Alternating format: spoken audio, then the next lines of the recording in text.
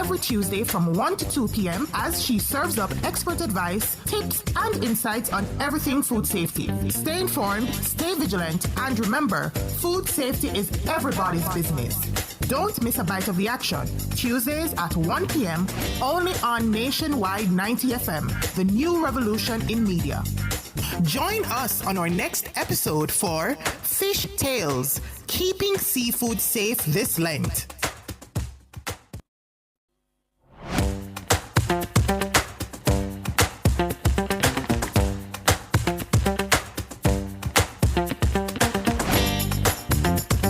Welcome to the Big Bite Food Safety Show, your go-to source for everything you need to know about food safety.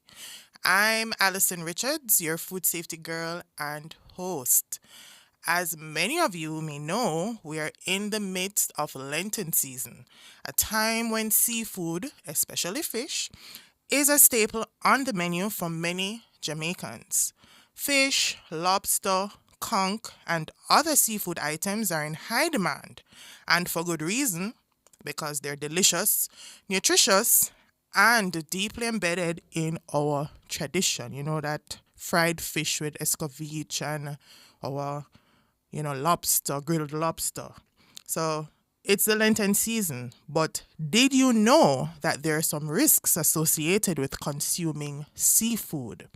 Today, I'm going to be exploring these risks and discussing how to protect yourself while enjoying your favorite fish dishes. So today promises to be a very interesting show. Now, as usual, we do have a special guest today, Dr. Lynette Peters, public health veterinarian, and she'll be joining us soon to talk with us, to guide us through the essential details as it relates to maintaining your public health and making the best choice as consumers. Now, the title of today's show is Fish Tales, keeping seafood safe this Lent. Now, remember to send any questions you may have to our WhatsApp line here at Nationwide 90 FM at 876-280-6629. Now, before we get into any further, I'm going to be sharing a video with you today, and it is on fish fraud. Now, I think this is a pretty interesting video, and I want us to just watch, listen, and any comments you may have, feel free to drop them in our YouTube live stream chat or to send it into our WhatsApp line, 876-280-6629. Now, let's go. Craving fish, maybe cod or some red snapper? Well, studies show you may actually be getting duped fish instead, a completely different, usually cheaper fish than the one you ordered. It's called seafood fraud, and studies have shown it's happening in quite a few Chicago restaurants. Is your seafood catfishing you? If you took labels off of all of your fish, would the public be able to tell what's what? Maybe not. Maybe not. We're here at Hooked on Fish Fish Market in Edgewater to see if diehard seafood lovers like Kathy can actually tell one fish from another. That's trout, but it could be salmon. That one I think is halibut. And because it's hard to tell just by looking at them, experts say seafood fraud is flourishing around the country. The most common is when a high-value fish, something really expensive, is swapped for something that is quite cheap and is potentially dangerous or caught unsustainably or illegally. Dr. Valentine says the fraud is so prevalent, it's hard to believe it's not intentional. A 2019 study by Oceana found 1 in 5 fish samples tested was mislabeled, and seafood was more frequently mislabeled at restaurants and smaller markets rather than larger grocery chains. But in Chicago, the problem is worse, especially for one particular fish. Previous analyses in Chicago, for example, found that about 71% of the salmon tested from restaurants was fraudulent. So which types of fish are most likely to be swapped out for a cheaper knockoff? Per the Oceana study, 45% of red snapper samples were actually tilapia or grouper,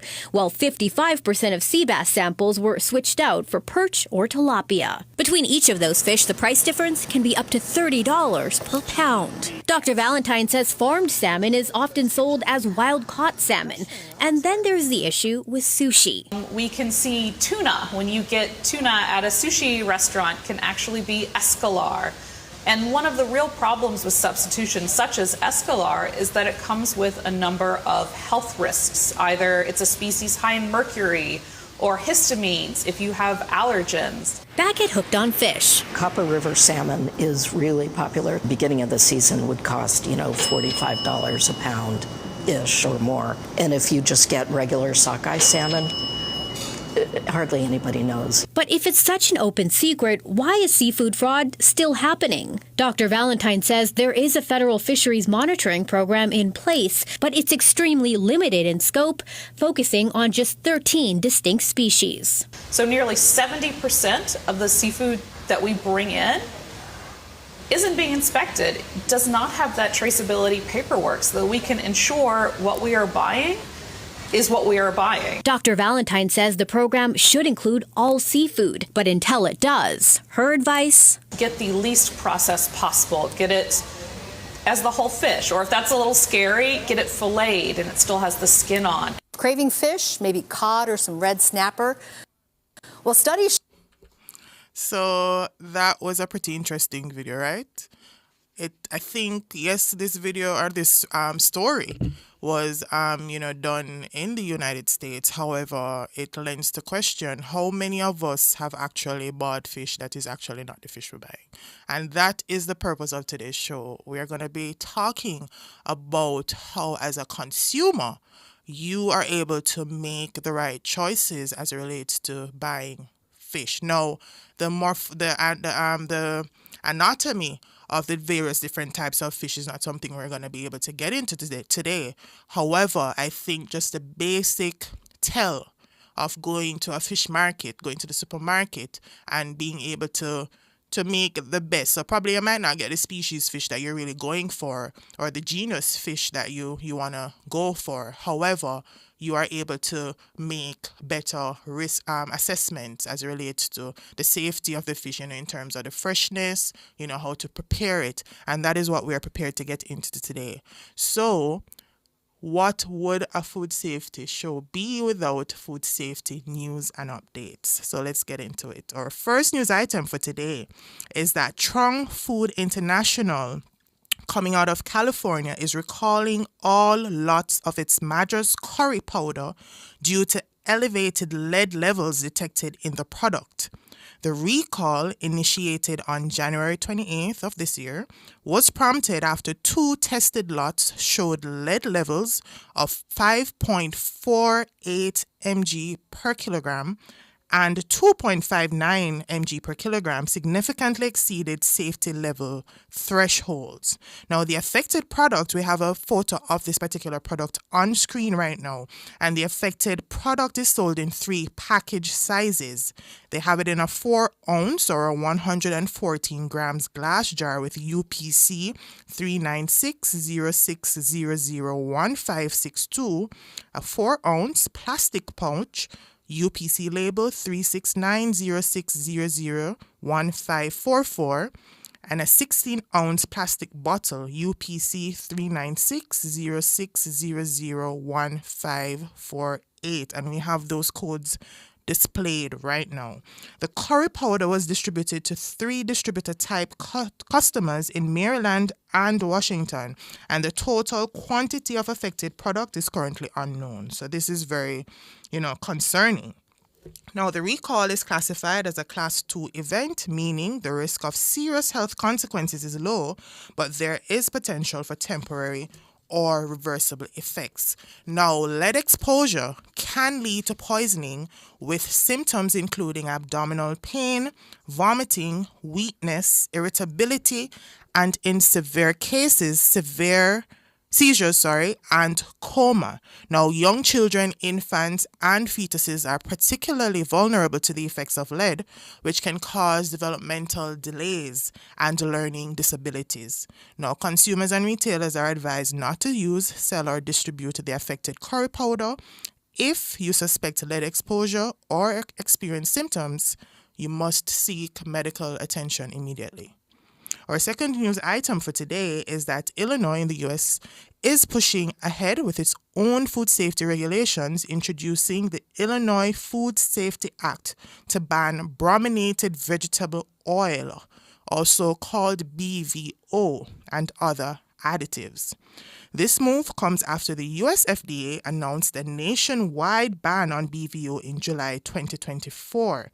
Now, BVO has been used in citrus-flavored drinks since the 1920s, so that orange color that is even distributed in our orange or citrus-flavored beverages, that is the work of brominated vegetable oil.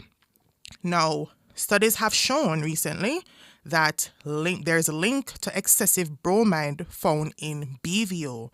And of course, this leads to potential health risks, including thyroid toxicity, neurological issues, and memory loss. So now the state of Illinois is now aiming to close the enforcement gaps and to ensure that local retailers comply sooner than later. And of course, this will also give the manufacturers an opportunity to avoid penalties. Now, late last year, mid last year, California was a part of this movement in banning BVO. Our third news item for today is that health officials in the United Kingdom are investigating a deadly outbreak of Listeria monocytogenes, which has been linked to desserts supplied to the National Health Service. The UK Health Security Agency and the Food Standards Agency are looking into 5 confirmed cases of infection identified between May and December of last year. The patients aged between 68 and 89 all had underlying health conditions and were hospitalized. Tragically, 3 have died, with Listeria monocytogenes cited as the cause of death in 1 case. The desserts that we have on screen there, chocolate and vanilla mousse and strawberry and vanilla mousse, were supplied by Cool Delight Desserts. Routine surveillance testing in February of 2025, just last month, at an NHS hospital in the southwest detected the bacteria in both products. While the levels of contamination were below the regulatory threshold, officials have issued an alert for potentially contaminated products, advising healthcare facilities to halt serving these desserts. Now, Listeria can cause severe infections, particularly in vulnerable groups like the elderly, pregnant women, and those with weakened immune systems. Symptoms include fever, muscle aches, and neck stiffness. Affected individuals, of course, urged to seek medical attention as authorities are continuing to do with their investigation. Our fourth news item is that Nestle USA is recalling certain lean cuisine and Stouffer's frozen meals over concerns of potential contamination with wood-like material. The recall follows consumer reports, including one possible choking incident. The affected products, produced between August 2024 and March 2025, were distributed to major U.S. retailers from September 2024 to March 2025. The recalled items include the Lean Cuisine Butternut Squash Ravioli with batch numbers October 2025 to March 2026, Lean Cuisine Spinach Artichoke Ravioli, batch numbers December 2025 to April 2026, Lean Cuisine Lemon Garlic Shrimp Stir Fry, batch number September 2025, and Stouffer's Party-Sized Chicken Lasagna, the 96 ounce with batch numbers October 2025 to March 2026. Now, of course, if you're a consumer and you have these in your possession, you want to discard of them immediately. If you have any discomfort choking, mouth injury, digestive discomfort, of course, you're advised to seek medical attention immediately. We're going to go for a quick break. Stay tuned to the Big Bite Food Safety Show.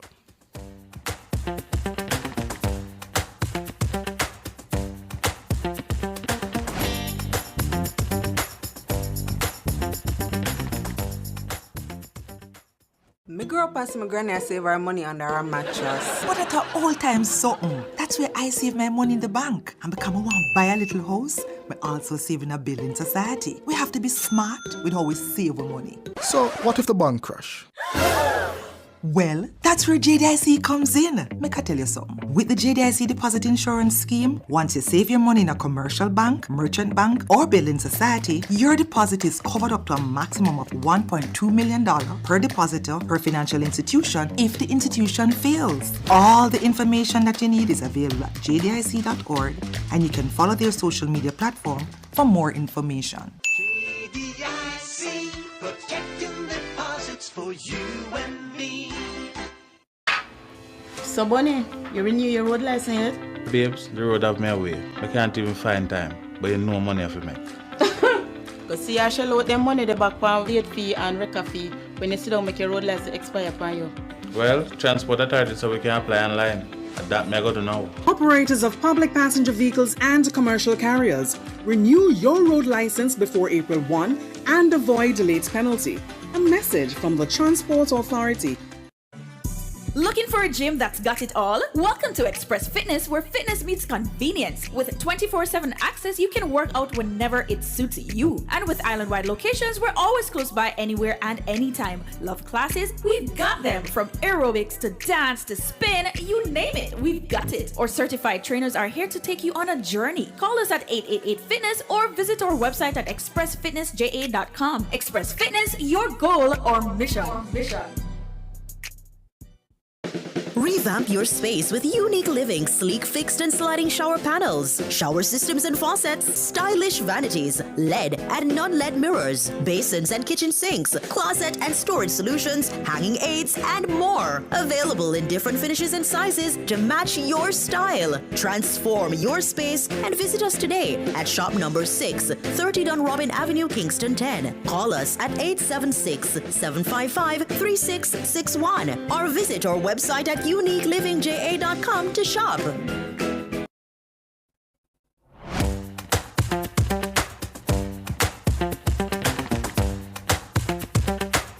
Welcome back to the Big Bite Food Safety Show. I'm your food safety girl and host, Alison Richards. Now, today's episode is titled Fish Tales, Keeping Seafood Safe This Lent.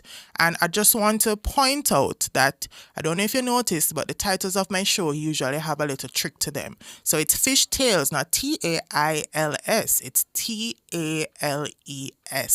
Fish Tales, Keeping Seafood Safe This Lent. Now, we're going to be continuing our show today with some local food safety news, which I think is pretty interesting.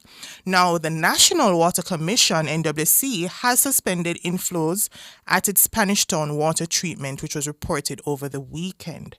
Now, the reports were that they were investigating elevated pH levels in the Rio Cobra River, which could have impacted the quality of water supply.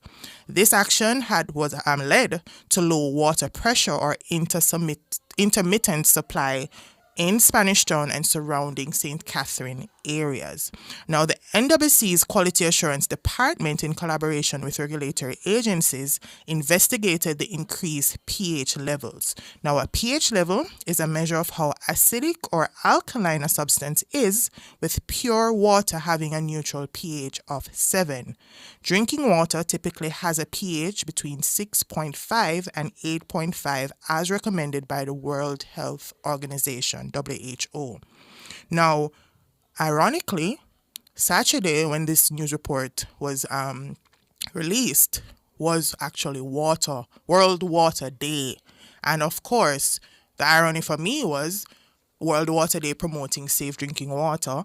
And, we're having some concerns regarding our drinking water here in Jamaica. Now, the NWC has since released news that they have concluded their investigation and the pH levels have returned to its normal level, which I'm assuming would be a neutral pH of 7.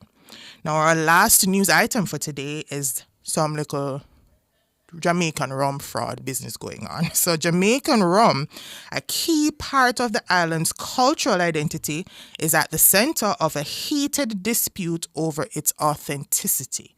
In October of 2023, the Jamaican Intellectual Property Office, JIPO, approved changes to the geographical indication for Jamaica rum, prohibiting the aging of rum outside the country. This move, championed by the Spirits Pool Association, which represents Jamaica's 6 rum distilleries, aims to protect Jamaican rum's status as a premium, high-quality product in the global market, particularly in the EU and US. However, National Rums of Jamaica, a major player in the industry, has voiced strong opposition. National Rums of Jamaica, NRJ, which owns Long Pond and a large portion of Clarendon, argues that the new rules would threaten its business model. NRJ partner, the French-owned Maison Ferrand, relies heavily on exporting rum in bulk and aging it overseas. NRJ insists that rum aged outside of Jamaica is still authentic, citing the island's long history of exporting rum abroad. The SPA, however, argues that aging rum outside of Jamaica undermines its authenticity and diminishes the economic benefits to the country, such as job creation and rum tourism. The case is now set for a hearing on April 28th, with both sides hoping for a resolution. The outcome could have significant implications for Jamaica's rum industry and its future as a global brand. Now, this news item stuck out to me because if you remember last episode, it was all about food labels. And if you remember my guest, Dr. Wendell Richards, who is the label expert, alluded to some requirements that every food label must have, and one of them is the country of origin. So you see where this is going to be going eventually. So I think this is a pretty important thing to stay tuned to. Now that concludes our news segment for today. We're going to be getting into the meat of the matter. Our title of today, just reminding you, Fish Tales, keeping seafood safe this Lent. And as I mentioned at the beginning of today's program, we have a special guest in today with us in studio, Dr. Lynette Peters, who will be joining us in a while to engage us on practicing seafood safety during the Lenten season. Now, as much as we love seafood, it's important to recognize that there are risks involved in consuming it. So despite the nutritive value that it may offer us, it's healthier, less fats, it has so much to offer in terms of omega-3 fatty acids and that type of thing, especially when it comes to spoilage and contamination. These are risks that we want to be mindful of. And another important risk is foodborne illness.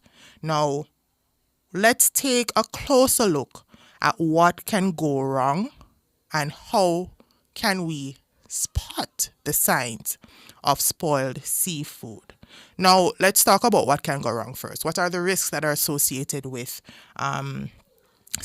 consuming seafood that isn't safe? Now, we have spoilage and freshness. We all know that seafood comes from the sea, and of course, the length of time from harvesting to getting to your plate as a consumer is pretty critical, and a major part of maintaining its safety is through temperature control.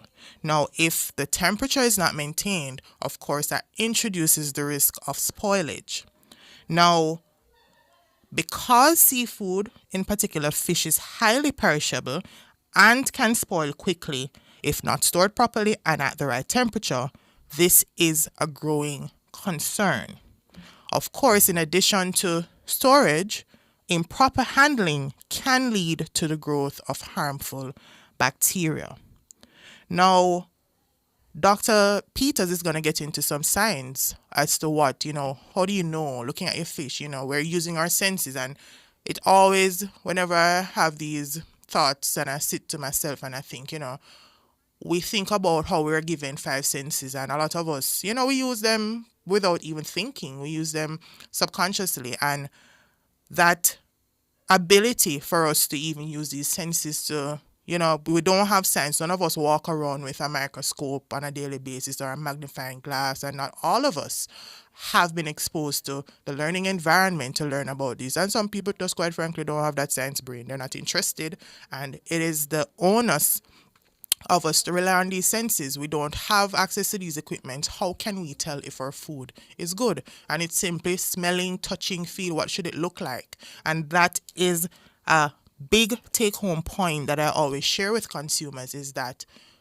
use your senses. Smell, see, feel. And of course, we don't really want to encourage you to taste, because a taste can cost you tremendously. Now, outside of spoilage and freshness, we consider bacterial contamination. And Dr. Peters is going to get a bit into what some of these bacteria are. And just off the top of my head, I can think of Vibrio, Salmonella, Listeria. Some of these are pathogens that cause foodborne illnesses, and sometimes we do become affected by them, and we kind of slough it off as, oh, it's gas, we drink little tea and we keep it moving. However, this is pretty important. Now, the importance of storage I mentioned before, temperature handling, is something that we're going to be looking into. How are you storing your seafood? Seafood should be kept at a particular temperature in reference to the standard temperature storage zones. And in particular, storing seafood in the fridge should be at 32 degrees Fahrenheit or 0 degrees Celsius or below for freezing. So, how are you handling at the market when you head out on a Saturday, go down to Old Harbour Bay or the fish market?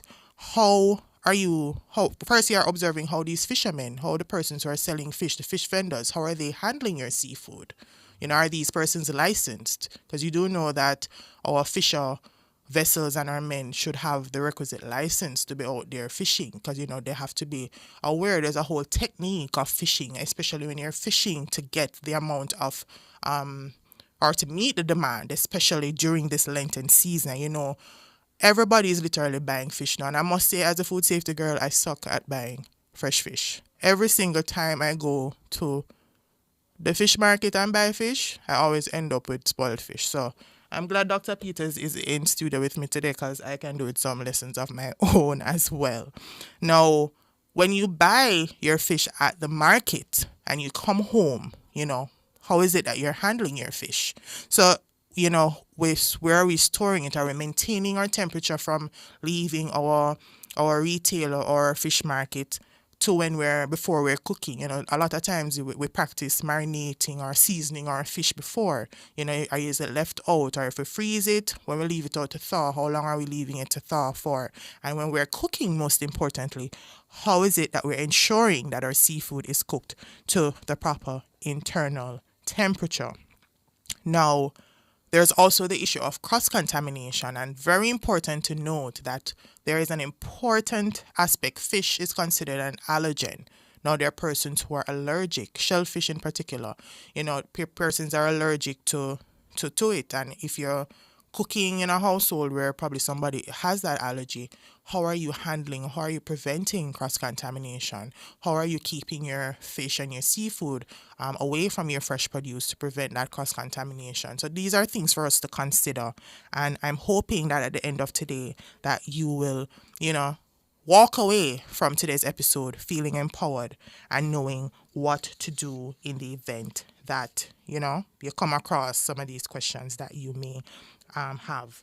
Now, another topic I want to get into is the role of proper cooking. Because, they tend to say that you cook seafood less, for a shorter time than you would cook a more robust chicken or poultry meat versus beef and pork. That is an important, because the temperature is what is going to be killing your pathogen during the production, or the preparation rather, the preparation of your meat. Now, outside of the bacterial aspect of it and, the improper handling, there are other risks that are associated with seafood, which we'll get into in a minute. And some of these includes crumboid poisoning. there is the issue of heavy metal accumulation, where it's literally from the fish chain in the sea, the smaller fish is being eaten by a bigger fish, and there is the issue of the accumulation of heavy metals such as mercury, methyl mercury in particular. So before we continue into this conversation, we're going to go for a quick break, and when we come back, we're going to be joined by Dr. Lynette Peters.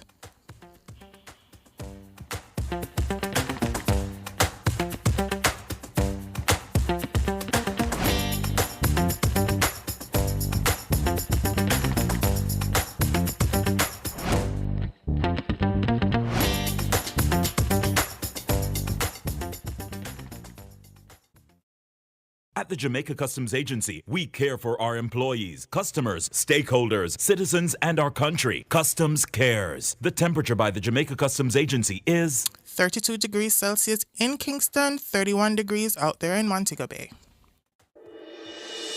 Tune in to Nationwide 90 FM, the new revolution in media. Stay ahead of the curve with our cutting-edge reporting and accurate breaking news coverage. We're having an earthquake. Oh, God. Hear it here first on Nationwide 90 FM. Tune in, turn up the volume, and listen. We bring a mix of news, entertainment, and sports to your lives. Nationwide 90 FM's live and continuous coverage of the World Championships in Budapest, Hungary. News and discussions week mornings. Coming up in the news at 6 for this morning. Entertainment in the afternoons, then news again in the evenings. Nationwide news at this hour, fired. Also, tune into the entertainment and sports shows in the nights and on the weekends. It is Boy Things After Dark right here on Nationwide 90 FM. Everything is news, from current affairs and entertainment to sports, business, and other categories. Nationwide 90 FM. This is Beanie Man. Give it to them. Zaga, Zen. From every whisper to every commotion. That's rubbish. The KSAMC cannot investigate itself.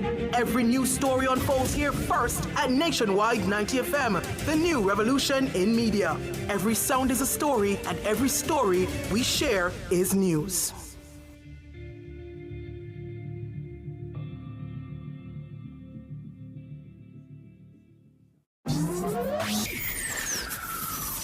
Taboo topics, boy things after dark, riveting discussions, celebrity news and interviews, topics that are shunned by society, and everything else in between. Boyatings After Dark with Kareem Boyatings each and every Wednesday, 8 to 11 p.m. Boyatings After Dark. No topic is too taboo or hard to discuss. Come get your mind blown and your curiosity explored. Boyatings After Dark.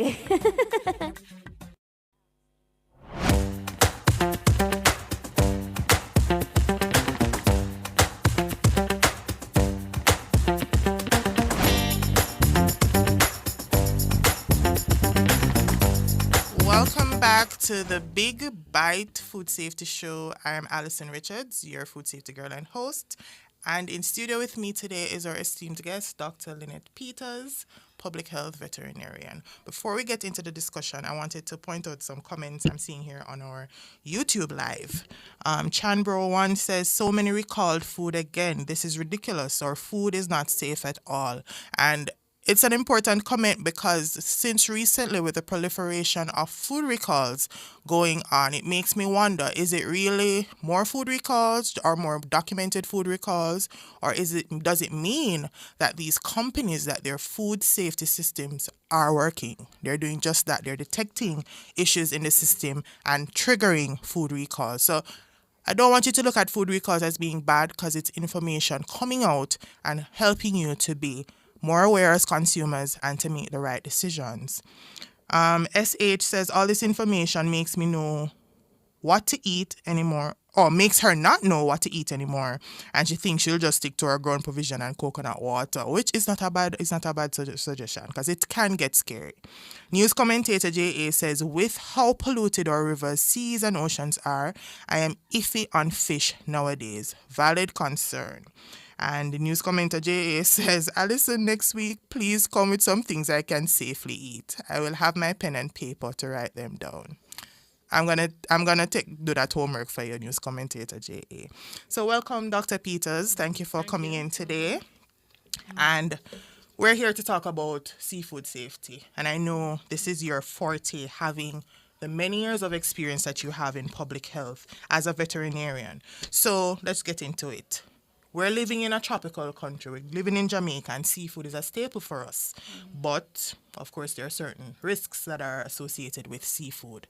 Before we get into the risks, though, tell us some bit about your knowledge on the nutritive benefits of seafood and why it's such a loved commodity here in our space. Well, first of all, fish, as you know, is a very nutritious food, high in protein, very good unsaturated fats, as well as vitamins, minerals. And very important is that the protein in fish is almost like that of other meats. Okay. But when it comes to the fat, unsaturated fats are what is very nutritious and not as harmful as other fats. So in general, seafood, very good, nutrition-wise, packed with nutrition, and also it's very easy to cook. Yeah, I agree. It's usually one of those things that, like, less than 5 minutes, you put it in and it's ready to go. Now, But important, though, is that the temperature, the internal temperature of the fish should at least be 145 degrees Fahrenheit in order to... You have to come a bit closer. You have to come a bit lower. Yes, the fish has to be, the temperature, the internal temperature, cooking temperature, should be at least 145 degrees Fahrenheit. So once it has reached that temperature, likely that it will destroy all the bacteria, viruses, and so on. Okay, so for my listeners, that's a number for you to remember, 145 degrees Fahrenheit internally. Now, outside of the cooking aspect of it, and what are some risks that we tend to think about, especially in your field of issues that are related, or health issues or risks that are associated with the consumption of seafood? Seafoods, if handled properly, presents very low risk. Okay. However, there are some fish that we know are what you call ciguatoxic. And this ciguatera poisoning is something that we sometimes encounter. And this is really associated with fish that is harvested from tropical reefs. So it's usually in the Pacific Ocean, in the Caribbean. And what fish are these we're talking about? Like, first I must say the red snapper, maybe, because which is a favorite. which is what I like. Yes. But groupers, barracuda, well, quite a few species of fish that is found in the reef area. How do they become ciguatoxic? And we say there are some small algae, we call them dinoflagellates, that are found in the reef area, the reef. These dinoflagellates are, eaten by small fish, what you call herbivorous fish, fish that only eats plants. So they eat the dinoflagellates, and then the fish that we consume, which is the snapper or so, consumes those small herbivorous fish. Oh, okay. When they consume them, the ciguatoxin that is produced by these dinoflagellates accumulates. That's interesting. And this is what produces the ciguatoxin that we speak about. And so we always encourage consumers to purchase fish that is under 2 pounds. Because the smaller the fish, then it means it would have eaten less of these dinoflagellates. So you're telling me that when I go over by Hellshaw, because I feel like when I go, I'm always looking for the big fish. And people always say to them, so they want to look at small fish, they want the big fish. So you're saying that they should really be mindful because the bigger the fish is, the higher the chance that this fish may have some form of Some accumulated reaction. toxins inside of it. So I hope you guys are listening, and I think this is pretty useful information. Another risk I came across during my research for this show is chrombroid poisoning and histamine. Can you share a bit with my listeners about what that is? Okay. This condition or this poisoning is associated with fish that are caught in the colder air countries. Where, Okay. Yes. So we're talking about the herring, the salmon, and so on. Okay, so that wouldn't be something that our consumers are just going out to catch, or our local fishermen would be going out to catch. Don't necessarily, Okay. but we do import canned salmon, and we do import salmon. Yes. So, but so these fish tend to have much more what you call histidine. But the histidine levels are not necessarily high if the fish is handled properly, meaning after it is caught, it is cooled to temperature at least, say, 1 degree Celsius. At that temperature, the action, the activities, the enzyme breaking down the histidine to form histamine. Okay. Those bacteria will not be able to, they won't be able to multiply and to increase the level of a breakdown of histidine to form histamine, which is what causes the poison. Oh, so it's more temperature control. Yes. So proper okay. handling of fish is very critical. So as soon as fish is caught, should be iced up. All right. What about the heavy metals? So we spoke about the cigotoxin, we talked about the chrombroid and the histamine. What about heavy metal accumulation in fish? Is that something that we should be concerned about? Not especially, because yes, you do have, if harvested in areas that is contaminated with these metals, certainly. And so maybe river fish is maybe more a problem if it is in an area where it's high in mercury or so, or lead, because there is a battery plant nearby and some of that is leached into the water. And we're having this discussion, I'm recalling the recent fish kill in the Rio Cobre. Is that anything that as consumers we need to, because of course fish die and it reduces the supply of fish that persons would have to buy, especially in this Lenten season. Is there anything we have to be worried about? Well, the only concern is, yes, there's a reason for the fish kill, and it could be associated with, poison or some chemical or so. I'm not aware of what was the actual cause of this fish kill, but critical is that those fish should not enter commerce but we will never know unless the fish is tested.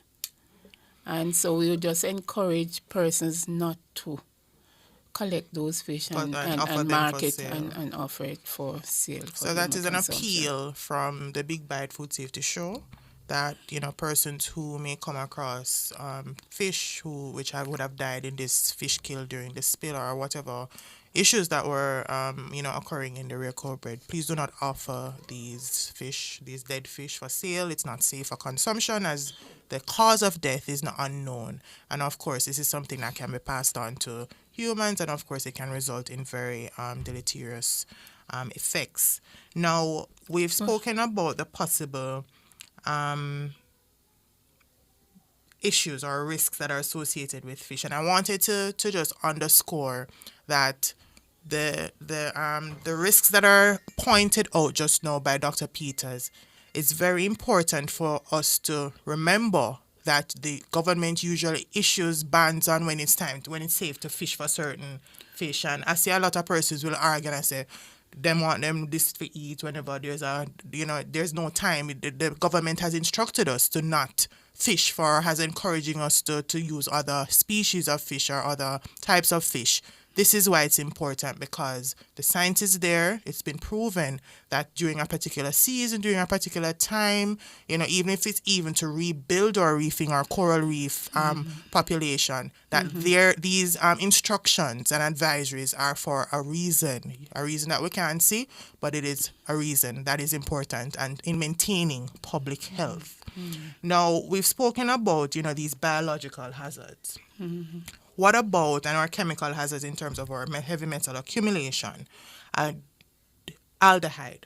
It's a big concern. And earlier, I don't know if you heard me, when I've never gone to a fish market in Jamaica and bought fish, and I always throw it out because I think I suck at buying or knowing what to buy when I go out to buy fish. So, and I know that aldehyde, ever since is what we call balm for persons who don't know a technical term.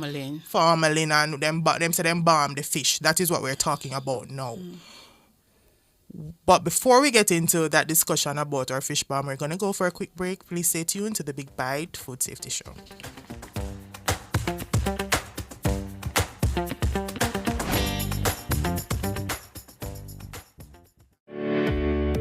Hiring is tough.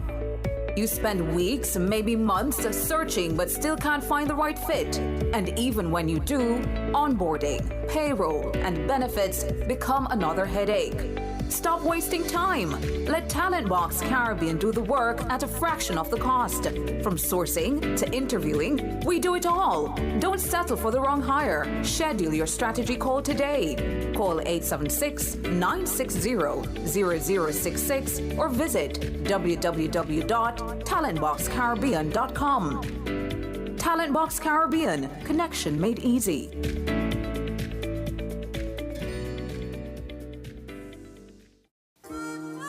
Coveside Concert Series presents Timeless. It happens on March 29 at Plantation Cove, St. Anne, featuring international superstar Dionne Warwick and more stars: Myrna Hague, Queen Marcia Griffiths, and Dwayne Stevens. Timeless, March 29. Showtime is 8 p.m. and tickets are now available at Fesco, Fontana Pharmacy, Plantation Smokehouse, and online at coveside.aitix.com.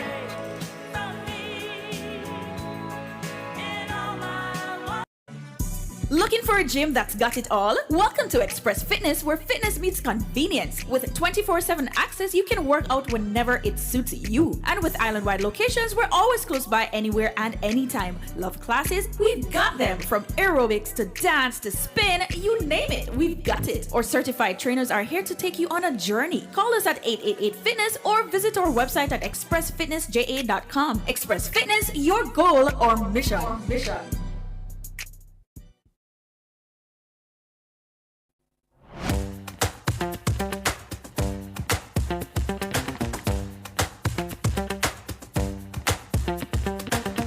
Welcome back to the Big Bite Food Safety Show. My name is Alison Richards, your food safety girl and host.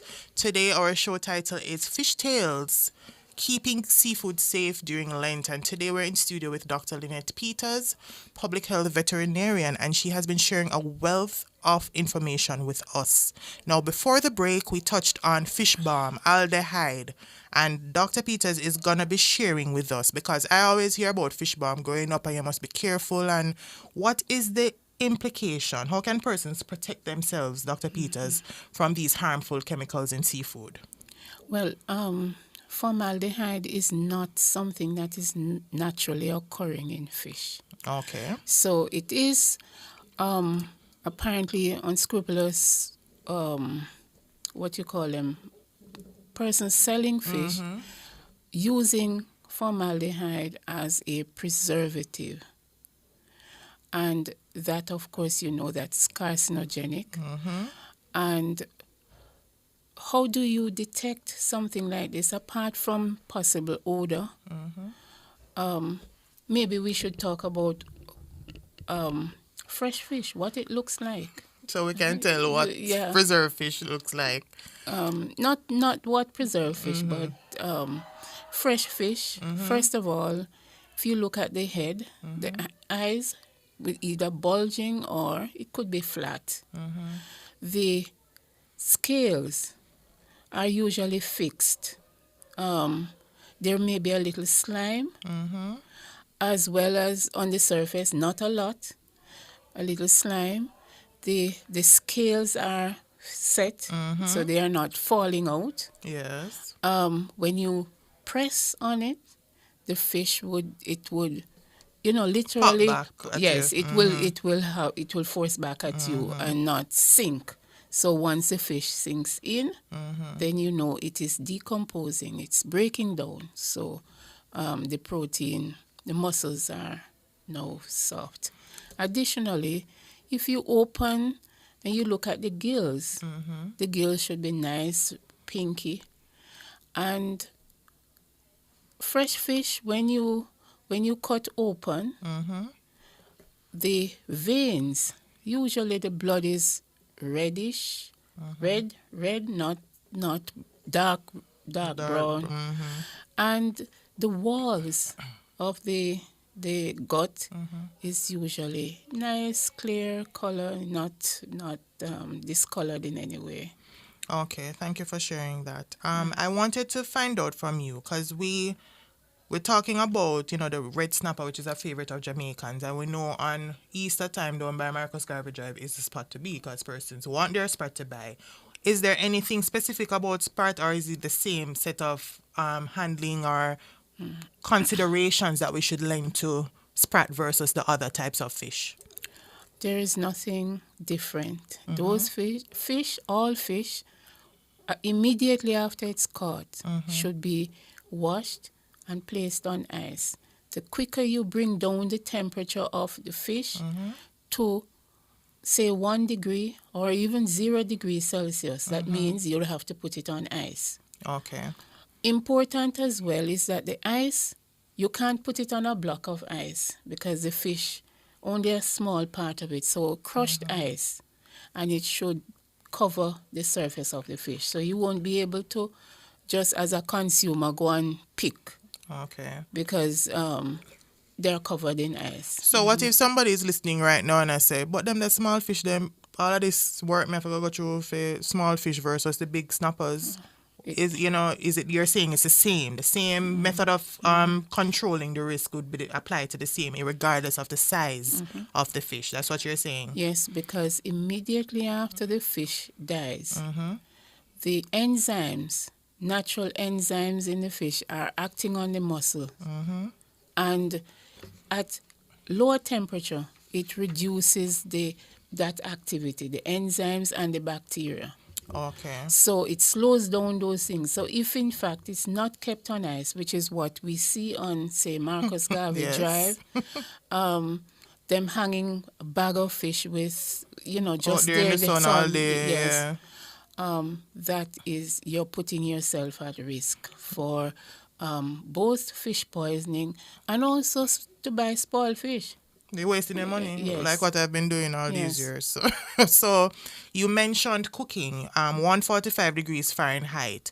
Does this temperature kill the toxins that you mentioned, the ciguatoxin? Is the temperature effective against those toxins? No. Once they're there, temperature, cooking does not destroy it. So the salmon and so on, if it is not handled properly, meaning the temperature, apart from temperature, of course, hygiene practices in gutting the fish, making sure that, and remember here that fish does not have sphincter muscles. So you will see as soon as you start gutting a fish that the intestines, the content is coming out.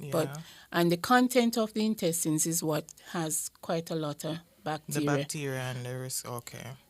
So, yes, there is nothing you can do. Even if you cook the fish or you freeze it, it does not destroy ciguatoxin or the histamine. So you mentioned something important just now, the gut content of the fish.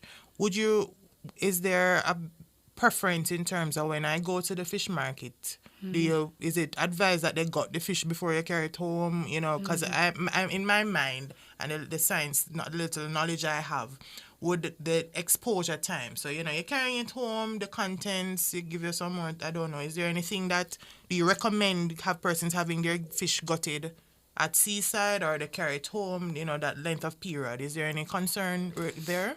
It is preferably that immediately after the fish is caught, soon after you've iced it up, that the fish be gutted and washed and displayed in that way.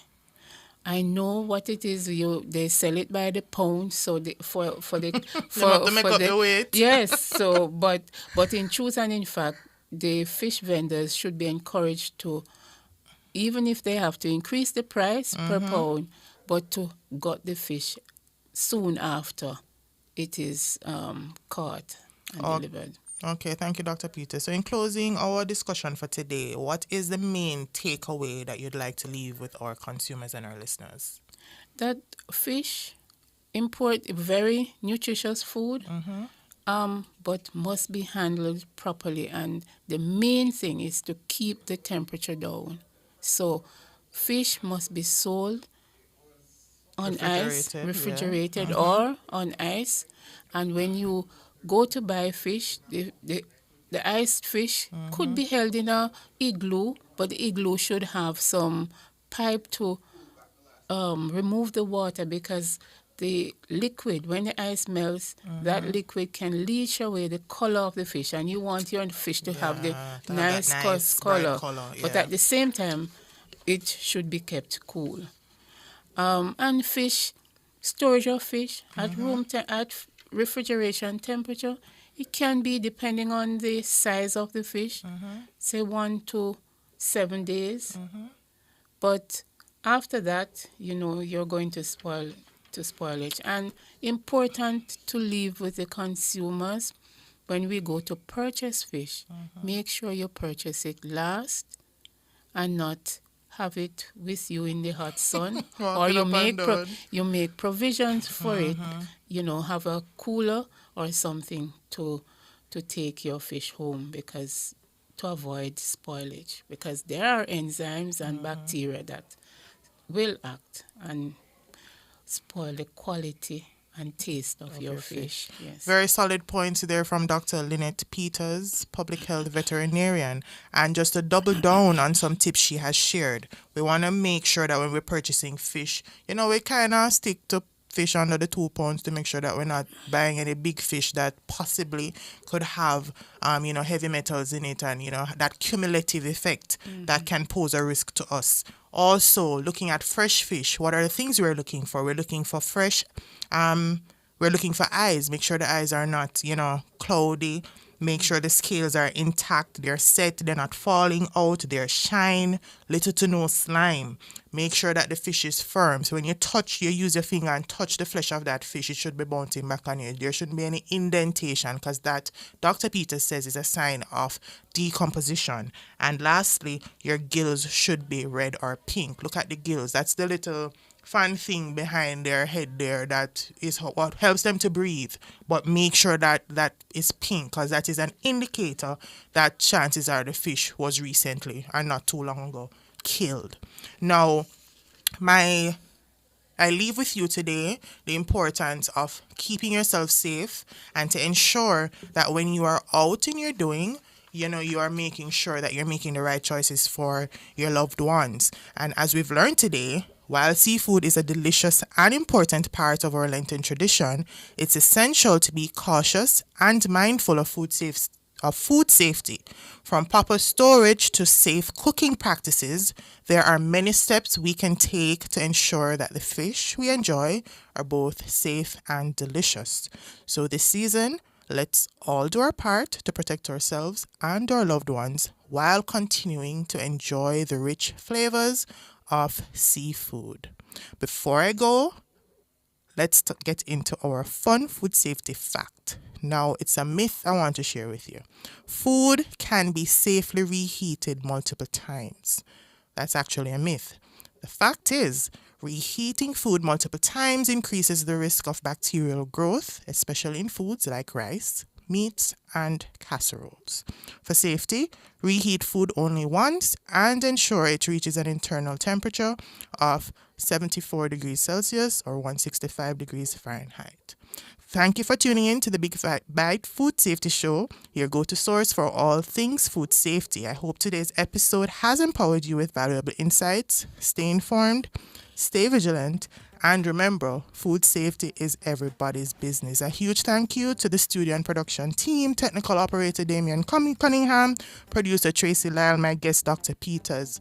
Stay connected with me via social media at The Food Safety Girl. Instagram, Facebook, TikTok, LinkedIn, you name it, I'm there. See you next week. Bon appetit.